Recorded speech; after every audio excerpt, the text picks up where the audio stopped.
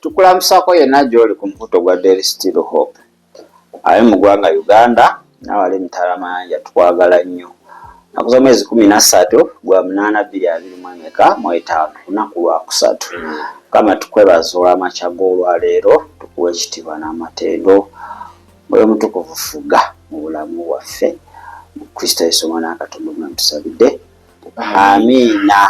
Kale kitundu kyaffe kisooka jo twalaba muganda waffe atuva ku maaso Saala Kimulu twale nalabeko abatandise okubisosombola ne banaye abantu nti oba konsati mweyalaga bayimbi oba bwe baleetanga ne banaye anti balina omugambo eri amanyi kituufu tofaana mugambo gw'otaasobole naye baawe era kati baawe yayinga alina fayino ansa avuddeyo n'agezaako okulambulula engeri mukwano gwe bambi gyakoze ki yavudde mu bulamu bw'ensi eno teyalwadde yagenza ku check-up n'amukimayo badde waka ne banyumyamu awo paka saa nga 8 ate n'aba bubi kumuddusa mudondozo bakutigidde mu kkubo muganda wange enfa y'ennaku zino yo tetegeerekeka omuganda agiyita kigwatukira tuli mu biro birala nnyo edda ng'omuntu afa kiba kyewuunyo nnyo naye kati okufa kyafuka kya bulijjo naye kibuuzo okukusanze kutya kuba okufa musolo ogukusanga oguweera naye gukusanze gutya.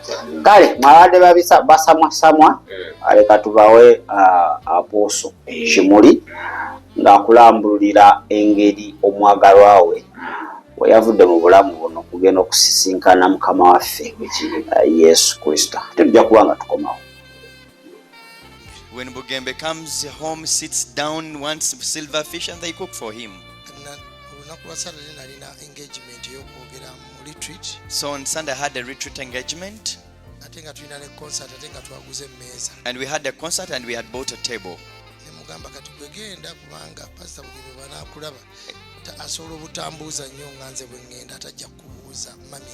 I told her, you go, because when he sees you, he will not ask you so much than he would ask me for you if you had not come. And she danced and then gave him money, just like Pastor Bugembe spoke the testimony. Now after, on Sunday in the morning, I had to come and preach here.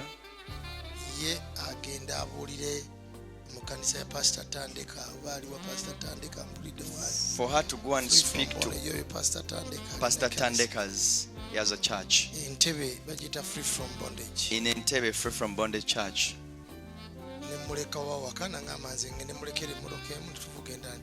I left her with one car, we drove one and came here. Pastor Tamale was to stand in Kololo. I preached. We finished.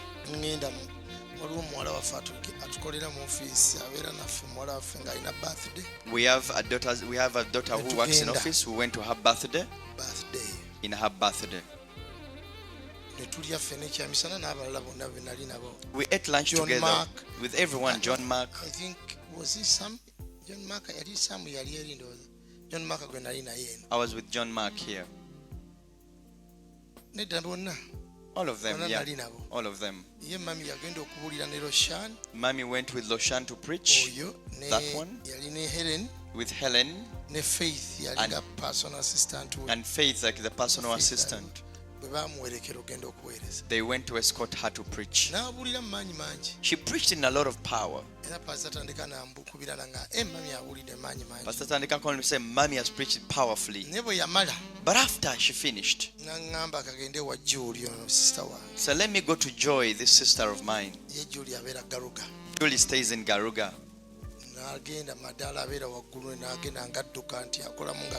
She went and climbed the stairs in an exercise form. But reaching up, she was panting.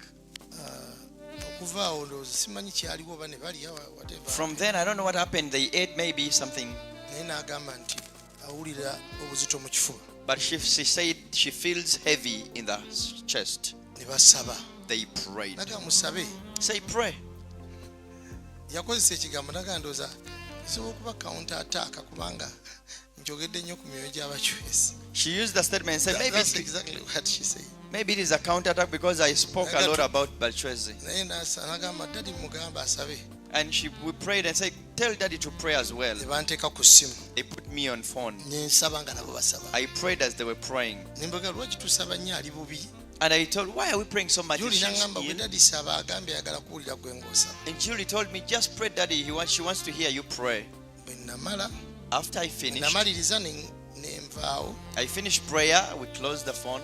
We yayogerera nga nali mu saloon emu nga bantereza nviiri. Well, by the time we talked, I was in a saloon making hair well. Kubanga today, because leero I was supposed to go to Eldoret. We had a conference at Eldoret. nabadde nina okubeera mu Eldoret nga tulinayo conference. Kati nga ntegeke nsala enviiri nga mugamba kansala enviiri. So we meet. I was preparing myself, cutting the hair because we had to meet and do that. And she told me, Julie ne mugamba manyi mmembe watawulira bulungi tugende mu ddwaliro bakole ka check. I told Julie, if mom is not so well, let's go in the hospital, we do a check. Nembaga kanve wano mu saluni nze nvuge namwe muvuge muve galuga tusinkane mu nyonyo waliwo eddwaliro bayita Heads. I told them, let me leave saloon here, you also drive, we meet somewhere at that hospital. The opposite the gate of resort. Our hospital opposite the resort gate. Tusinkanawo. We met there. Ninagenda okutuukawo nga amenye omutto. Reaching there, she had backslid the chair. Nemubuuza mami. And he said, Mommy, ate tugenze ku check up. haven't you gone to check up? Nagamba bankebedde pressure nga nungi. They have checked the pressure is so well. Tabangako na pressure. She has never had pressure. Bagamba engeri gyawulira kaba checking pressure. But they said, based on the way she feels, let us check pressure. Ate nga usually after some period of time we always do checkups. And after ebisera bimaze okuyita bitonotono tugenda nitwekebera. Nakyo lwe tukimanyi ne bino bye tutambula olunaku lumu nafuna ataaka nga ndi German. You know, one time these things of walking, I got an sawo attack in German. nambuuza diri wakoma okukola checkup. And the doctor asked me that question, when did you last do a checkup? Nengo senga tutegeera ffe tukola checkup tujanjaba bujanja. And I told this doctor, if you understand, for us we don't check up, we just treat. Naye okuvaawo nagamba omusawo nagamba tukolanga checkups. So since then the doctor told us, do checkups always. Saamulimba namuganze zikolanga checkups. I didn't lie to her, I told her we never do those checkups. Then So ne mugamba omanyi I told her now, you yadde know. bakebedde pressure tuddeyo munda bakole general checkup. So since they have done with pressure, let's go back, we do a general checkup. Nagamba daddy this is spiritual And said, tusabe. Daddy, kino kya mwoyo, let's pray. Tuddamu ebyo gwe Let us mbadde not nninze go. wano gwe obitegeera okusinga bano bonna. You're the one that understand these spiritual things more than all of these one here. You've been waiting for you. Bajuni ne Julie This Roshani, gyamutwala Julie. ng'omwana we nagamba ne Sara gye baasabye Even the prayer njagala they eyiyo. prayed, I want your prayer. Ne tusabaka mu motoka We prayed in the car. ne mwegayirira n'agaana. I beseeched her and she Nga failed. tugende eka. Say, let's go home. Ne tugenda eka. We went home. Butatuuka ne ngamba Julie tovaawo. We reached home. I said, Julie, don't Tusooke go. tusabe ne Let's tusaba. first pray. We prayed. Tusabako ekiseera We prayed for a long ne John time Mark. with John Mark. Kubanga wakati wasigalawo nze naye ne Because John Mark. at home we stayed me and her and John Mark. naye ne John Mark tomukakasa bulungi. Even John Mark, you're not so certain of his being Oluusi available. abeerawo oluusi aba afulumya Sometimes atambula he's n'agenda away, ebweru. sometimes he's around, Mission ze in his missions. naye kati naye ku olwo yaliwo. But that day he was around. Era bwe twava mu ddwaliro namuga John Mark tova wano. And after the hospital, he said, John Mark, don't Ne leave. Julie ne muganda ne tusaba nnyo. Tell Julie, don't go. We prayed twamala so much. okusaba, After prayer, ne tuliriisinga Julie ne wabeera emmotoka emutwala. we released the Julie and she was taken by a car. Ne nsigalawo We remained naye mu kisenge. with her in the John bedroom. Mark n'agenda gy'asula. John Mark went where he sleeps. Ne bwe tuba tuli awo nga twogera After they are talking, nagamba naye mpulira nzigwamu amaanyi. she told me, but I feel Nga I'm twayogerera deteriorating. ebbanga ddene from that time kusaawa nga 5 From around 11 paka nga p.m. 8 to around 2, nga twogera we were here talking. and there. Wanu Nawali Ambuulira mission y'ogende wa Pastor Tandika. telling me how he went to Pastor Daniel N'engeri gy'adduse okutuuka eri ku roof then n'awulira bw'atyo. and how he ran to the roof and felt that way. N'aŋŋamba neta katumugyewo. So we need to take her away. Baleeta akagaali ne tumuteeka mu ambulance. They brought a chair wheel Naye and then, bw'ayogera ne bali bategeka ebyokukola. as she's speaking to the hospital to prepare, awo Julie yali azze Julie had come. n'atuula naye mu mmotoka She sat with her in the hospital n'abalala together with abalala others. ne tutuuka ku ddwaliro And we went to the hospital. ne bamuggyako They got her off. ne tuunange nga ntuuse ne tufuluma ne tugenda mu kasenge I was there. We went bamuteekako byonna oxygen buli kimu kyonna in the room, oxygen and everything. omukyala agamba siwulira bulamu And the doctor was saying, but I don't feel life here. tinasooka bano bonna n'abagobawo She chased all of these people away. agamba I think your wife has gone And she told me, Ndoza mchala time wake. yali nzibu nnyo It was a very terrifying moment. wajjukira kati abaana batuuse John Mark wali simanyi bwe yakubira Esther yamugamba ki I know John Mark, I don't know what she Sam told yali Esther. atuvaako emabega Sam was also coming behind us. ate Sarah has been a mother And Sarah abadde a mama. real mother teri Mama kintu waddala. kyabadde amanyi nga bwa mother nakubeera wife There is nothing she knew best like being a mother and a Ebyo wife. bibiri, ebyo Those bibiri. two, at least those two. Sarah was my wife Sarah abadde mukyala wange. my support system Abadde system yange supportinga. nze naturally Me naturally, nina ekyejo I am not. maama wange yankola nnyo ekyejo My mommy, raised me that gwa way. mikono gya Sarah n'ayongerayo ekyejo So when I landed in Sarah's hands, she entreated it that kati more. siina kyemanyi No, nothing I know. nze simanyi nakugala luggi Sarah yamanyi I even don't know how to close that door. The wife buli knows. kimu nakyerabira Everything I forgot it. simanyi bwe bagolola I even don't know how they iron. ate nga Sarah namuganze yakyogera abantu bangi babadde banjiwako nnyo olwekyo kuba yakibuulira nnyo People have been, mocking me over that. daddi tayambala saati eteyokya ate kyekyo esaati yange eteeka okuba eyokya My shirt has to be so burning, sharp. kati ng'amanyi agigolola munda She could iron it in and nenyambala out. esaati eyokya I put on a warm okufumba shirt. nakwerabira I forgot to cook. ate nze siina kifo mu ddiiro mpitawo nentula mu kisenge And I don't have a sitting area in the sitting wentuula room. era buli kimu ekinsanga I just go in the bedroom, everything finds me nga there. daddi oyagala ku kino oyagala ku Tell me, kino Daddy, you want this or want this?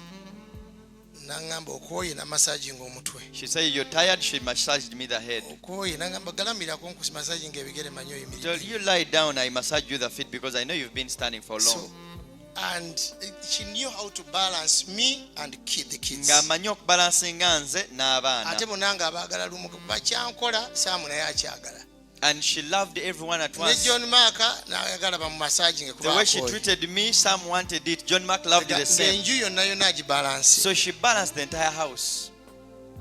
so era saamu olwatuuka And when Sam came, ye n'amugwako he fell on simanyi her. kyeyawulira naye nga tetumugamba ddala agenze I don't know what he felt, but naye he told him, n'amulemerako Mommy ndowooza has mu gone. tayimu eyo n'awulira nga tawulira bulamu And that time he couldn't awo feel wenyini life. we yamwebakirako n'azirika That time when he felt on her, abasawo ne fainted. bamugjawo naye bamuteeke ku system He fainted and they put him on ate yali system. mu kisiiba abadde mu kisiiba And he was fasting.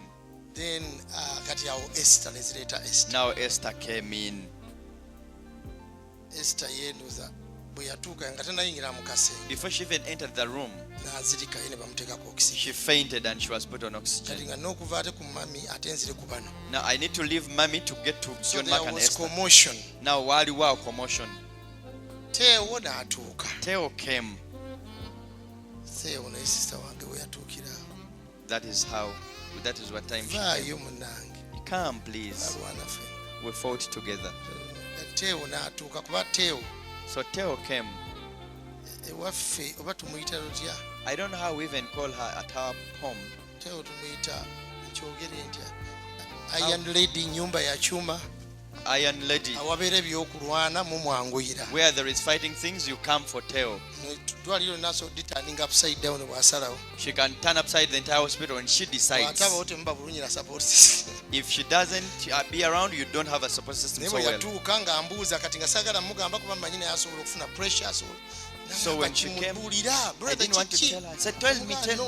let's call the life of Sarah nagamba kyotegeeza kiki Nemugamba tuyite obulamu bwa Sarah. She told me, what do you mean? ate ngeno saagala kutiisa Esther I didn't want to scare Esther, to scare Theo at the same time. bonna kati nga ndi awo nkontrolinga bantu So I was there controlling the minds nga of nange these nina people. okwekontrolinga And I had to control myself for them. nemugamba naye kati nambuuza nekiki I told her, now she asked me. namugamba anabyogera She will say her things, she will say.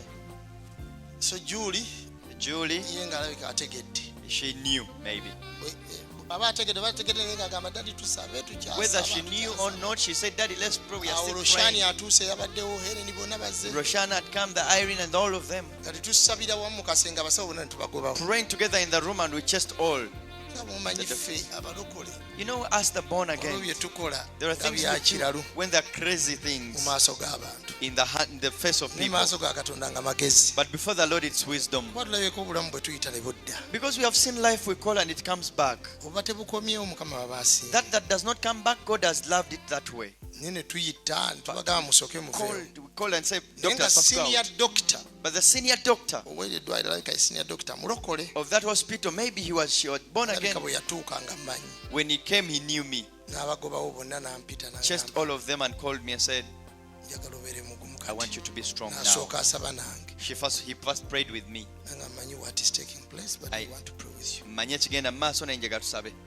Ate bwe nafuna omuntu anzizaamu amaanyi. When I got someone to Ate encourage me, nange ne breakinga down. and then I broke down at the same time. Bwana yisi nafuna nga simanyi nga tewali aliwo supporting nga nze. No one was supporting me. I was the one to support the Bwe rest. yayogera ekyo naga njagala oddemu amaanyi. So when Njagala he spoke okkirize that- kyengenda okugamba.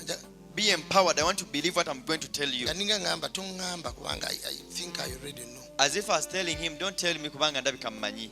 Naye n'asaba He prayed, nanyweza nanhaginga. got hold of me and hugged me so well. Ngamba take it in. Nse kiyingize munda I kikirize. want you to accept. Njagala okkirize It was bad. nti kyo kibadde. Nga Bagenze. twatawaana nnyo. We struggled so much. Tugamba baatukola bulungi ekiketewo yakubayo okumutransferinga awo naye nga tumanyi ebintu byonna nga bizibu. They did us so well, but a lot of things were troubling also. You know, in brief, Mu bufunze, that is how Sarah went. Saala bw'atyo bwe yagenze. That is how Sarah went. Saala bw'atyo bwe yagenze. I don't know. Simanyi, Kati nga buli gw'ogamba whoever you were telling, era omuntu omu gwe nali saagala kugamba at Yeah. that time there's one person I didn't want to tell kaseera ako, yali Apostle Mulinde was Apostle Mulinde. kubanga we had the same experience But with we- the process Mulinde. ndowooza omusumba muwulidde Eh, asijja kudda mu bigambo. kituufu nnyo ekyo. Gwabadde talina kifaananyi kituufu akikusiigidde.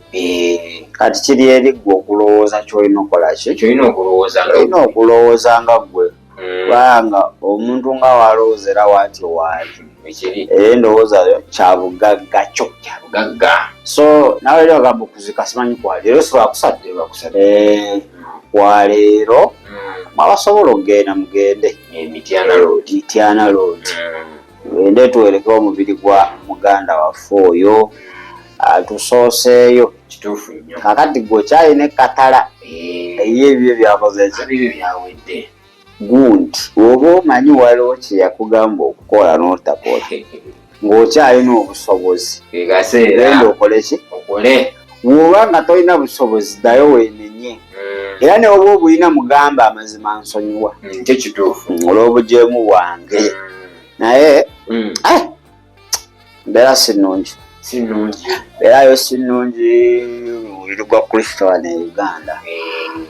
Bw'obaawo yagenze kukola ne mukama waffe ne munnange kali tekabulamu ak'obuntu Sobola kubulawo. era onoonakuwa n'ogamba ate si abadde ku social media oba otambuzawo ti n'omugwako ng'abuulya n'ogamba mukama aliwa. Bali mu ssimu.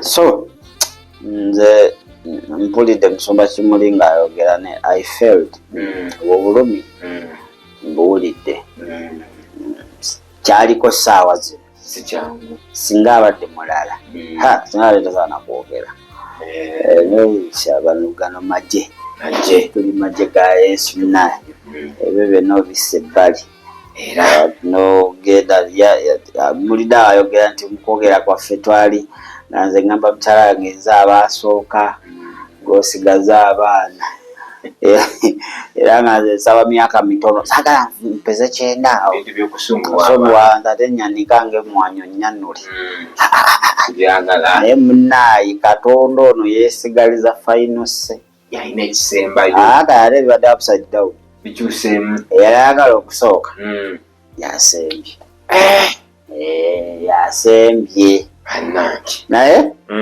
kama agumye family Chowe chili. kama agumye family agumye kanisa kanisa Christian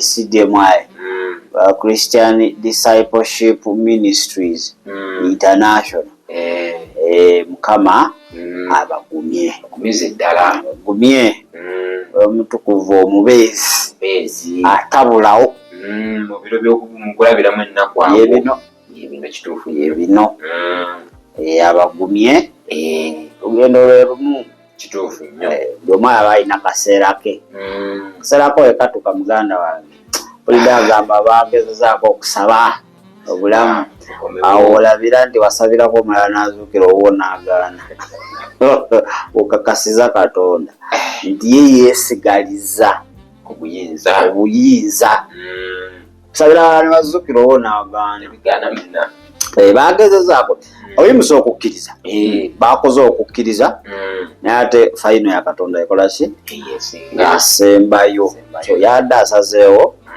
oluganda agende gye yava yaddeyo ewaka ewaffe obeera awa ewaffe Kayunga ewayo si ewammwe eyo empigi simanyi Masaka simanyi Kyamuliibwa simanyi Mbalala eyo si wammwe eyo weekumidewo bwekuumizi ewammwe wennyini mu ggulu gye twava gye tudda tulindirira omulokozi muganda wange naye omubiri gwe gufa manyi twogera ku spiritual rape ensi omwo etalabika kati ofa oba mwine ensi erabika eddamu eri wekibeera akuba okufa kw'omubiri kutiisa nnyo transformation eyo okuva mweno okuddamu eri wewali obuzibu naye gyasi oba ovudde kati eri ensi gy'ogendamu tekkirizaayo mubiri tegukkirizibwa teguli limited wabula tegukkirizibwayo ensi ndala kati akaseera k'okubeera wano ekaba katuuse nkaweddeko bwe mubiri gulina okuddayo kati guno bakuleeta wano kati eno ensi erina principle yaayo tosaabeerawo nga tolina mubiri kiba bakuwa guno omuki okukozesa akaseera ke bakuwa okukyala wano ndi mugenyi kati wekaggwako muganda wange gwo ate gulina okuddayo eri kanzire ewaffe kuba tewava nagwo eri kati ate gwokole ki nzireyo enjawulo weeridde eri ensi ey'omwoyo ziri bbiri waliwo ekitangaala n'ekizikiza kati wano ku bugenyi wooli wosalirawo nti nze nja genda mweno wemba nzirayo ngende mu nsi ki nsalirawo nga ndi kuno si byakunsabira Mukama nyambe nga maze okgira kasita ovaako eri tewali nti osobola okuva mweno ensi n'oddamu eri tekisoboka ogenda eyo obeeramu eyo ensi gy'ogendeddemu emirembe n'emirembe lubeerera kuba eri ensi gye tugeramu teri kufa tekisuubira teri kufa teri kwenenya tebiriiyo obeera nga bwogenda mu ekitangaala mugera kubeera mu kusinza Mukama wodde eno giba miggo paka